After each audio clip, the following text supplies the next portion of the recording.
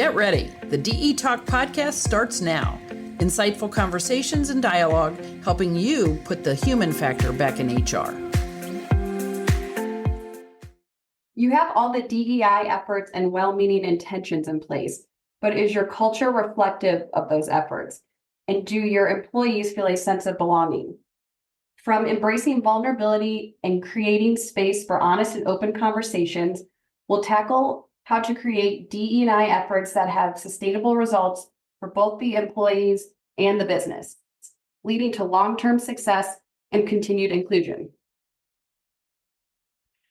All right, I guess we'll just get started. Welcome, Andrew. Thank you for joining us today. I'm really looking forward to this conversation about DE&I and getting your perspective on, the future of DE&I, where your whole journey, coming in and out of the space as well. And why don't you have the listeners introduce yourself for a second? That sounds good. Well, first and foremost, the feeling is mutual. So thank you so much for having me. I definitely appreciate it. Always down to talk about some of these topics. So it should be a great conversation. Hello, everyone. My name is Andrew Adeniyi. I'm the CEO and founder of AAA Solutions, and we specialize in workplace culture and diversity, equity, and inclusion. There's really two main services that we provide: consulting and training. Very cool. And I know that, in doing some research, that you're a first generation Nigerian American, and the entrepreneurship has always been what you've gravitated towards. Can you tell us a little bit more about your background and how your background specifically has kind of helped be a catalyst into your DE&I career? Absolutely. So I really have to start with my parents. Both my parents born and raised in Nigeria, and really humble beginnings, to say the least. And they left their parents when they were around 12 and really started making a way the best that they could. Were extremely hard workers, really valued education, eventually made it to America, and I was born the year that they arrived. So first generation Nigerian American, and I would say that has influenced my perspective. One, just from an identity standpoint, knowing that not just an African American male, I do have Nigerian roots. So it's another identity that I get to see the world through and identify as. So that's unique. But then also just the importance of work ethic and the importance of continuous learning and developing and just growing. Those were core values that were instilled in me because of my upbringing, which I think is largely shaped by my parents and what they had to make it through to get us to where we're at today, my siblings and I. So that's kind of my background and foundation. I would say for me, going through high school was very big into sports. So 3-sport athlete out of South Bend, Indiana. Ended up going to IU Bloomington to play football as a preferred walk-on, and I was aspiring to get into the business program. Both of my parents are entrepreneurs. My father owned a nursing home, adult foster care home to be specific, and my mother owned a hair salon where she would braid hair and sell a lot of merchandise. So I think entrepreneurship was just in my blood, but I was able to start that journey officially when I studied entrepreneurship at IU Bloomington. Awesome. Go Hoosiers. Go Hoosiers. Yeah, no, and that's interesting because I think, like with anybody, your values and experiences and the way that you were brought up definitely, kind of sets that path into adulthood and getting into, various things. But with that, was there any one particular moment that acted as this catalyst for you to get into DE&I consulting that, did you just kind of find your way to this, or explain a little bit more about that journey? Yeah. So it started with the birth of my first book, which is called The Circle of Leadership. And I was working for an international retailer at the time. I was working for one of the best divisions in the country. Out of 24 divisions, they're consistently top 3. And that was really my foundation out of undergrad. So I assumed every division, every company had a great culture, great leadership, et cetera. And I had a promotion opportunity to go to the East Coast and work for one of the worst divisions in the company. And I was blown away by how different the experience was. And I started to ask myself, how can two divisions in the same company with the same pay, same benefits, same training be drastically different? And I realized it was culture and leadership.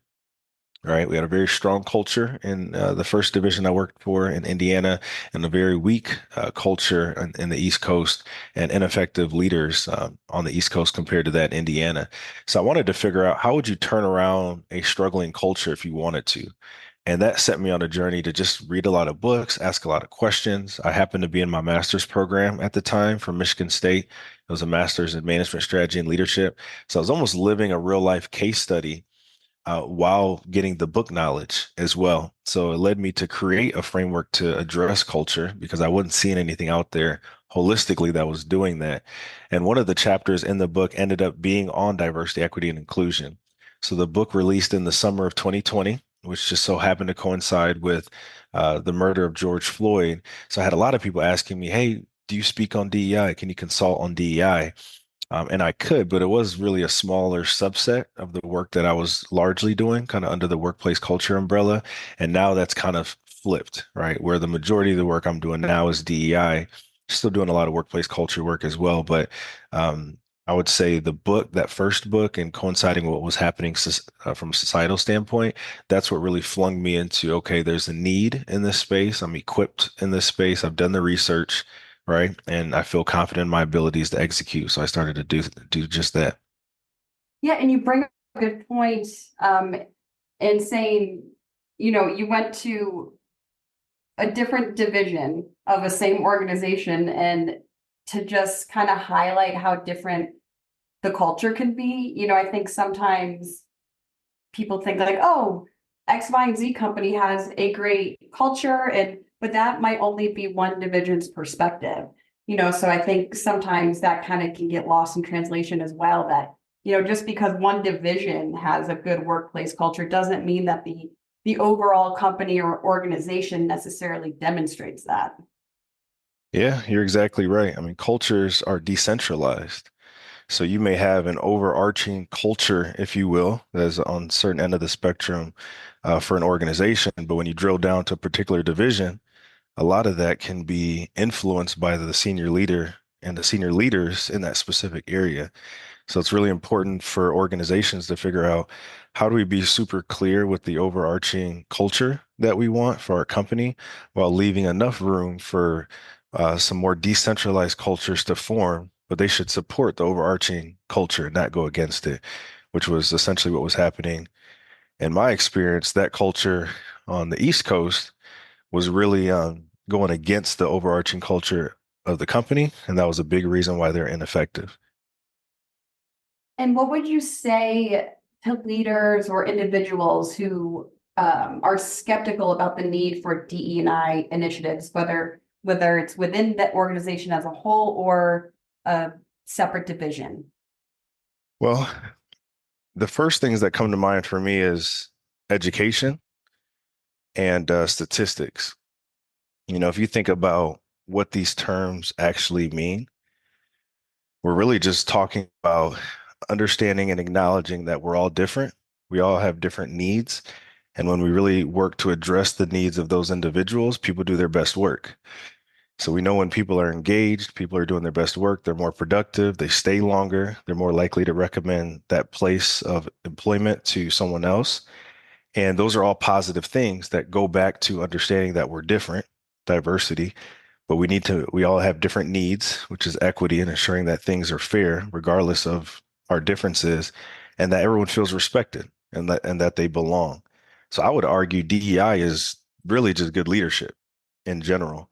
So I would say you have to start with understanding what these terms mean, and then you go to the numbers and the statistics. And there's reports that continuously show that diverse groups of people, diverse teams where people feel safe to contribute in a meaningful way, they outperform those teams and those organizations that don't have that level of diversity, right? So when you look at the stories out there, you look at the statistics out there and the research, and you really just get down to what the terms actually mean, the better question is, are you truly doing everything you can to get the most out of your people if you're not embracing these principles and DEI as a whole? Yeah, and that brings to the next question too, with your three Ps: the amplified purpose, prioritization of people, and simplified processes. Um, talk to me about your three Ps. Yeah, so the three Ps are purpose, people, process. And part of the research I was doing when I was going to write the book was, how do you transform cultures? And a lot of what I was seeing and hearing was around processes, right? Things that may need to be tweaked that can change the culture, things that may need to be added, whether in the physical workspace or with a policy or procedure. And those are all good things. But I realized that if you don't start with the why, the kind of what Simon Sinek speaks on in his book, Start with Why. If you don't start with the why, then it's hard for things to be sustainable and for things to really be cascaded across an entire organization. So the first P is purpose, which is how do you ensure that you amplify purpose? And what I mean by that is, number one, do you even know why your company exists? Not what you do or how you do it, but what was the original need in the marketplace that your organization uniquely addresses better than most? Right? Like, why do you exist? What's the goal? What's the vision? What does success look like 10 years from now? I realized that a lot of employees in your traditional organizations couldn't answer that question consistently across the board, which means people are showing up to work not really knowing why our organization exists. So if you don't know where you're going, you're automatically going to miss out on a certain level of engagement and commitment from your team. So that is typically in the form of vision, mission, and core values, and not just things you put on the wall or throw in the handbook. These are things that actually influence how work gets done with an organization, right? So it starts with knowing your purpose and then communicating it as often as possible, right? Email signatures, leading out weekly meetings, talking about the core values, performance reviews that are tied to your ability to live out the core values and accomplishing goals, right? Really operationalizing your why is super important. And then the second P is people. That's all about prioritizing your people. It's really just understanding that people get you results. So your job as a leader is to influence behavior, influence people so that they can get the results that you desire. And too often times people are focused more on the numbers than they are the people, not recognizing that it's the people that get you those numbers. So in that category, that's where diversity, equity, and inclusion comes in. That's where hiring the right person, putting them on the right seat on the bus comes into play, right? That's what that really unpacks. And then the last P is the process, right? How do you simplify processes? How do you create an environment where feedback is valued, where feedback is solicited, feedback is acted on? How do you focus on training and developing talent? And how do you delegate to really test comprehension, but also demonstrate that I trust you enough to go do this work well without micromanaging you? Those are some of the things that really fall under the process component. Yeah, and with the three Ps, I feel like, and correct me if I'm wrong, if you see something different out there, but a lot of times companies will have the purpose potentially, a lot of the communication out there, or even trying to simplify the process. But I feel like a lot of times the prioritization of people is what gets left out of that recipe, so to speak. And, I think that to me seems to be the key piece of it. You can have all the communication and processes in place, but I feel like that comes, after you have that loyalty from the people and your employees.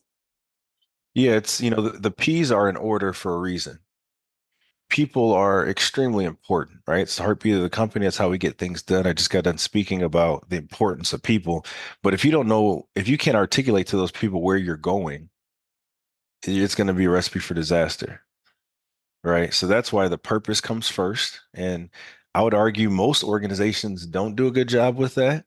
I think they do a good job with knowing what they offer and maybe how they're unique. But in terms of why they actually exist and what they're trying to accomplish down the road, I would say it's typically shaky. But even for the ones that are good, we'll just hypothetically say that they are good. From then, now we have to align what we do around talent attraction and retaining folks with the why. So if we're big on innovation, for example, and our goal is to continue to be, the most innovative player in our marketplace and change the way work is done within our industry, right? Just something broad or something kind of in that area. If you're going to hire people, you need to be thinking does this person demonstrate a certain level of this value that's important to us? If someone hates innovation, are they truly a good fit for your organization? Right. But if you haven't identified some of those core values to begin with, you're going to make exceptions and you're going to start bringing people in that really don't align with the overall culture that you're trying to to really sustain and cultivate. Yes, and I think that kind of brings us to our next point too, is, when we're talking about culture and DE&I and the inclusion and belonging, with belonging really being a result of strong culture, um, where can employers, foster a greater sense of this belonging? And, how can embracing the vulnerability assist with the belonging? Yeah. So I used to work for Starbucks, and they would always refer to their cafes as the third place, right? We want it to be the third place. And what they meant by that, for those who aren't familiar, is that if you're not at work or you're not at home, they want you to be at Starbucks. They want you to view Starbucks as the third place in your life. So I always say when I'm talking to clients and I'm doing trainings, what would it take for you to consider a place your third place? Right. And when you start thinking about it, you realize, okay, it's got to be a place that's safe. I got to have access to the resources and tools that I need. I need to feel welcome. I need to feel like there's space for me, right? You start going down the list. That's what you need to do to create a culture of belonging. If we're just simplifying it to kind of address your question, your comment, what are you doing to make your people really feel like they belong at work? How are you understanding their values? How are you goal setting for them and ensuring that growth and development is taking place? How often are you giving them genuine recognition and feedback? Right? How are you demonstrating that I really care about you? When's the last time you wrote them a handwritten note and sent it in the mail? What are you doing when a loved one dies? How are you putting yourself in position to understand what's impacting someone personally when they come to work? Or are we just jumping to the first item on our agenda? Those little things add up, and that oftentimes can have the biggest impact in terms of ensuring that your team feels like they belong within the workplace.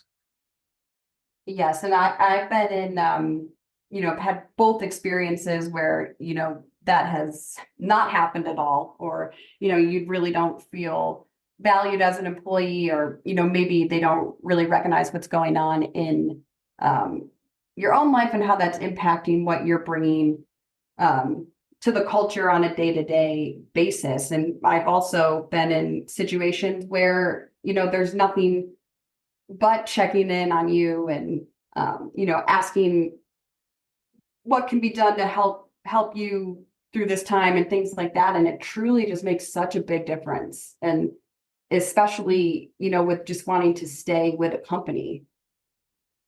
Yeah, absolutely. I mean, we all have, when you look at the Gallup polls, two-thirds of people hate their job. Like two-thirds of people are not engaged.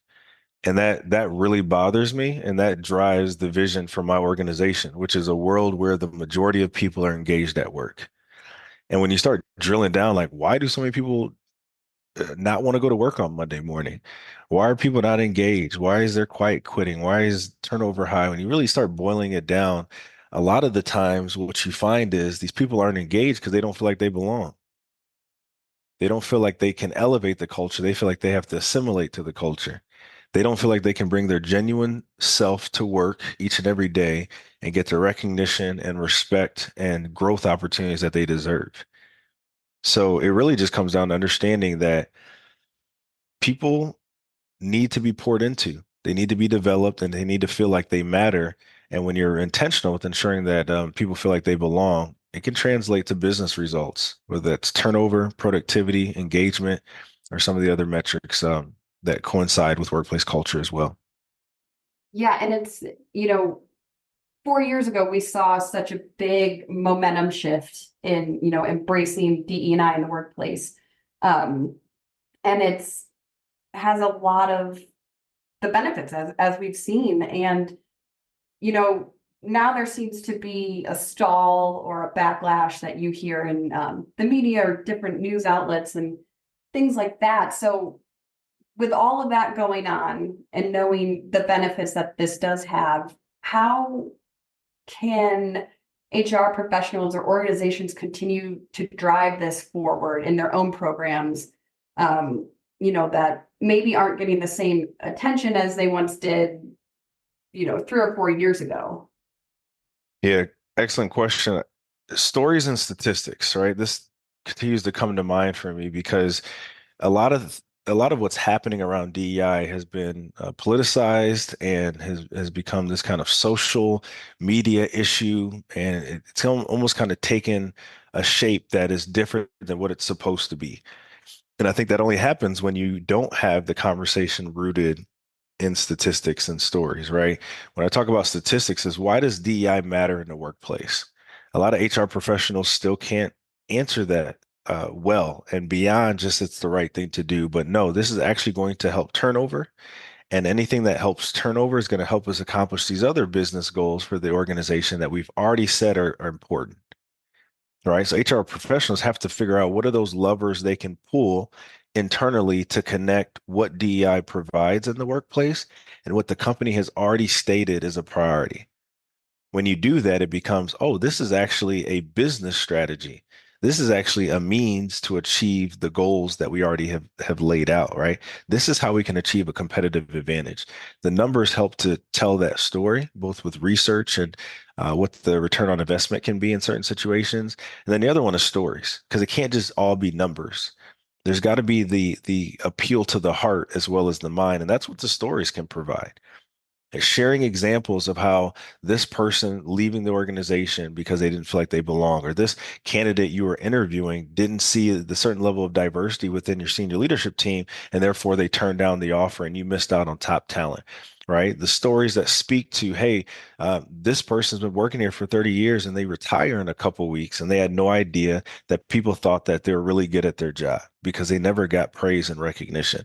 Like those stories start to help to share, like, hey, we need to be focusing on making sure that regardless of your morals and beliefs, that you feel like you belong here and you feel respected. You feel seen, you feel heard, you feel valued. Stories that articulate that, coupled with some credible research, it's hard for someone to push down DEI when they understand the terms, the research, and the stories. And it becomes increasingly clear when someone persists that they're against it after they hear that, that they truly just don't want a level playing field and they don't want to relinquish some of that power and some of the bias that they have against some of the initial thoughts that may have circulated when they first started hearing about DEI. And would you say that that's, I guess, one of the biggest challenges that you've come across, or you feel that you constantly have to reinforce with employers, is, taking a look at the statistics and stories, beyond just trying to say, what does DE&I mean to you, other than the response being, because it's important and it matters? Surprisingly, no. Okay. That's not the majority. It makes sense now that I've been doing the work for years, but when I first started the work, I assumed that I would spend a lot of time convincing people to do DEI and convincing people that it's good. And what I've realized is that the majority of clients I have already have good cultures, already know DEI is important. They just have no idea where to start or what to do. Okay. So usually I don't have to spend that much time with them on that.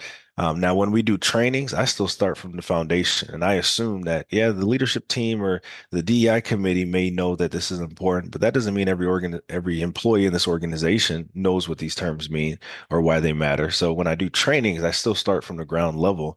But in terms of my overall approach when I'm working with clients and interacting with them, usually I'm just providing guidance on where to start and what to do and how to be strategic about it overall. I'm usually not working with people who don't believe in DEI, don't think it's valuable, and really want to kind of push back on the concept as a whole. Do you use a specific formula when you're laying that foundation, or does it vary based on different organization needs?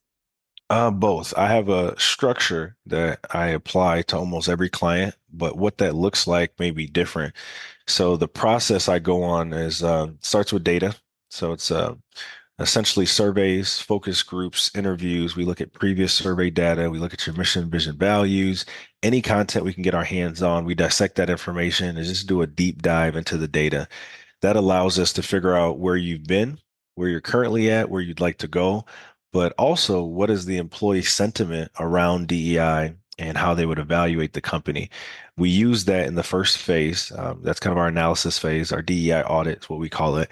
Then we move on to the strategic planning phase, which is all about this is the data that we've been able to collect through conversations, through numbers, through surveys, et cetera. What tools make the most sense for this organization based on where they're at on their journey? And that's where we go into creating a strategic plan, which is really just SMART goals. It's a set of SMART goals, a set of goals that at some point down the road, you can say yes or no, we accomplished them. You'd be surprised how many people I work with where they have started a book club and they celebrated Women's History Month, and maybe they even had a panel discussion, all these one-off things that are good. But at the end of the year, nobody can say yes or no if they've accomplished any of their goals because there are no goals. It's just a bunch of activities that at the end of the year, they're hoping to be able to articulate to leadership of why we need a greater budget. And they're asking, what's the impact of the last money we gave? And nobody can really articulate that, right? Because there's no goals in place. So we just, I always say we're not trying to boil the ocean, right? We're just trying to make progress. We're just trying to lay down a foundation. And the strategic planning process helps us to figure out what are the best 2 to 3 goals we can start with that advance this work. And the last phase is implementation. And that's where my firm just works with a cross-functional group within the organization, typically a DEI committee or a culture committee or an engagement committee. And we literally meet and work to execute the goals that we put in the plan. That is the process that I take with all clients, but the outcome is can vary greatly. One organization may be more advanced in their journey and they're ready to start employee resource groups, and maybe another organization may just be at a point where they just want to focus on what do these terms mean and getting people on board. And therefore, we're talking about getting a DEI statement, to get thrown on the website and to really get brainstormed by the leadership team and the organization as a whole. We may just want to get a survey out there and, get the response rate up on the survey, right? We may just start from the ground floor. So it really varies what the outcomes may be with each of the processes we go on. And what are the best metrics or indicators that you recommend focusing on once that foundation has been laid, or organizations have figured out, okay, yeah, our next phase is employee resource groups, or, you have an organization that's just trying to write out the mission statement for leadership and that kind of thing. What are the best metrics to focus on that to know you're being successful? Yeah, absolutely.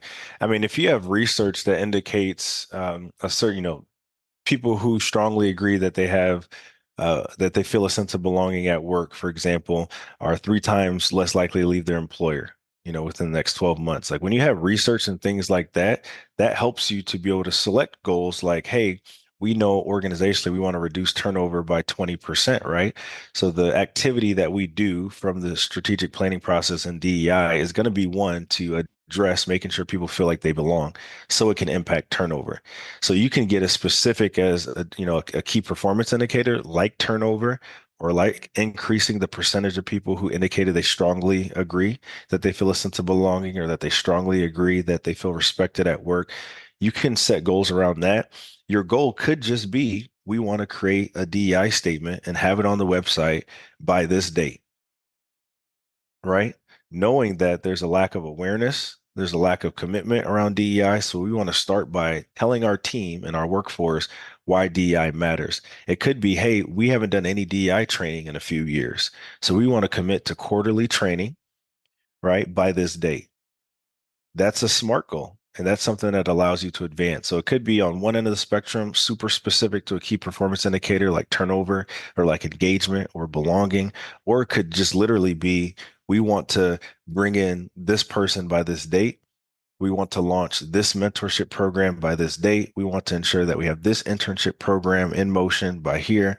It could be on any end of the spectrum. The key is being able to later on be able to say yes or no, we accomplished the goal.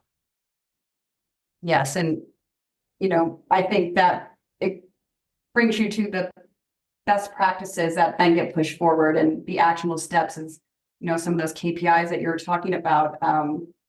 And these are the steps, that leaders need to take to ensure everyone does feel valued and included. And, by then enhancing overall engagement, the productivity and creativity within your organization.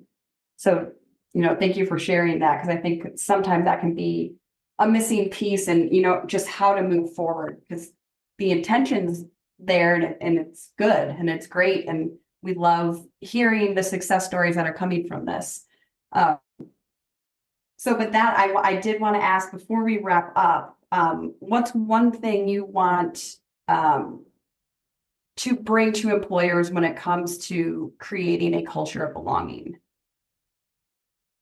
I think the thing I would want to encourage the group that's listening, whoever's listening to this call, is DEI is essentially practicing the platinum rule. We know the golden rule, treat others the way you want to be treated. DEI is really about treating others the way they want to be treated, Yeah. right? And I think if we had, what was that? Yeah, the humanity behind it. Yeah, because, and I'll share a very quick story to kind of articulate this. When I came out of undergrad and I was a multi-unit leader, I had in my mind I needed to approach each of my store managers the same way because I thought that's good leadership. It's being consistent, right?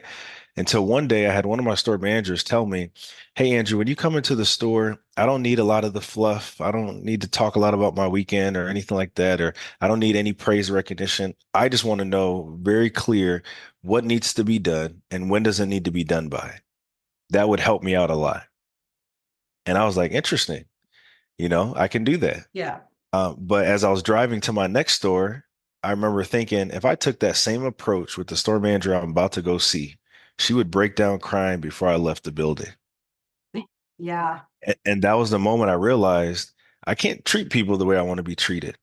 I can't just do things the way I think they should be done. I've got to approach people, interact with people, address people the way that they want to be treated. And if more leaders do that, you'll find that we are all different, aka diversity. So how do we ensure everyone feels like they're respected and they belong and they're included if all of us are different? You got to understand and meet people, which allows you to realize, okay, one of this person's core value stability, and we've been going through a lot of change right now. I need to slow down and figure out how to over communicate to this individual because I understand them enough to know that rapid changes doesn't sit well with them because they grew up in a veteran household where they moved 12 times in 17 years. But if we don't know each other, we can't connect the way that we need to connect, and we're missing out on an opportunity for people to be engaged and feel like they belong. Yes. Thank you for that. And I know I real quick also wanted to tell the listeners you just released a new book in January, The Building Blocks of Belonging, 5 Yes. Steps to Creating a Diverse, Equitable, and Inclusive Culture. I have purchased that. I am waiting for it because I really want to read that too. And I love anything that has the foundations or building blocks for organizations. So what brought you to this second book? I know, we talked a little bit about you writing that first one, but personally, I just kind of want to know what got you kind of in that space to then write another one. Yeah, so the chapter in my first book on DEI really kind of touched the surface, scratched the surface around DEI, but I felt the need to expand on it. So I started to do that. I really started with a question, and the question was, if an organization is doing DEI very well and they're knocking it out of the park, what does that look like? What does that feel like? And more importantly, what does it take to get there? And I went on this journey and when I researched and I found that the success in DEI is really just a culture where diversity of thought is embraced, where people feel safe enough to go against the grain and challenge the status quo, and ultimately where people feel a sense of belonging. Mhm. That's the outcome. So then I started to figure out, well, how do you get there? And I started realizing people need to know why this matters. People need to know what this means. People need to know how this impacts the bottom line. People need to be self-aware. You can't create a culture of belonging for other people if you're not even aware of how you may show up in certain situations. Then we could talk about how do you become more emotionally intelligent and communicate better with other people? How do you resolve conflict? What is unconscious bias? What are microaggressions? How do you be an ally for people? These are some of the topics that started to surface as I researched how to accomplish a culture of belonging. And then it was a matter of putting in a framework that was step by step. Like, what do you do first? What do you do second? What do you do third? And the book really outlines those steps to doing just that. Awesome. Well, I can't wait to read that. Thank you. I appreciate the support.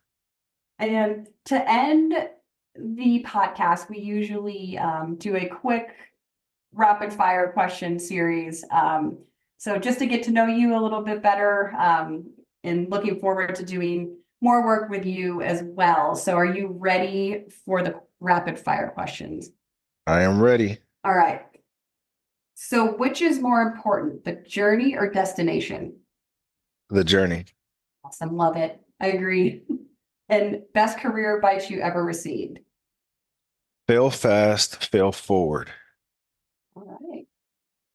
Talking or texting? Definitely texting for sure. I agree. Much better with getting my thoughts out through words.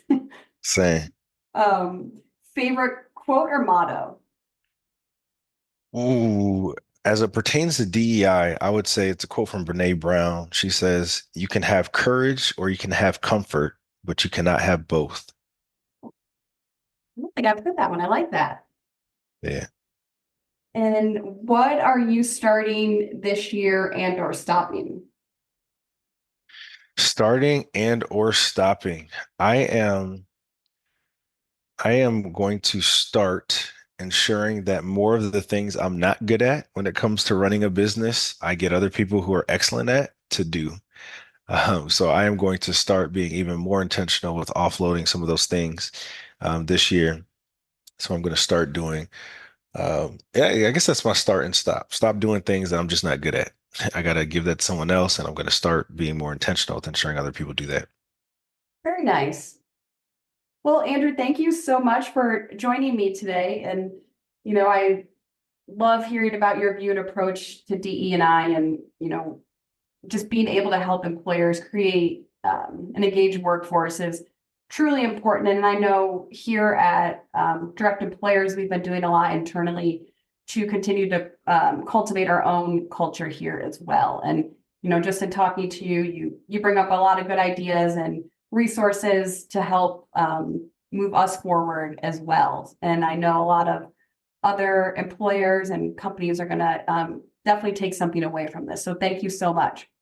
No problem. Thanks for the opportunity. I really appreciate it. Thank you for tuning in for another episode of the DE Talk podcast. Stay connected with Direct Employers on Facebook, Twitter, and LinkedIn, and subscribe to our emails by visiting directemployers.org/subscribe to receive notifications of new episodes, webinars, events, and more.